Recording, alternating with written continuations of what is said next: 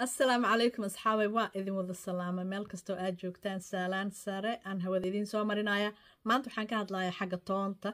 toonta tadhibaha muxuu ahay way fiican tahay daawo waaye laakiin dadkeen aad iyo aad isaga badiyaan toonta waxyaabo badan ay dadku u keentaa waxyaabahaas ani kulli sooma koobi karo daawooyin badan way leedahay daawooyinkaas laakiin wax alla daawada iska badiso xanuun ay ku keenaysaa anaga dadkeena dad waxaa jira si xad dhaafa u qaato marka toonta waxay ku keenaysaa muxuu ahay dibriye fara badan ay dadku u keentaa caloosha bog dadka way ka ololisaa bog xanuun iyo olol fara badan bogaanayto dhab laga dhahayo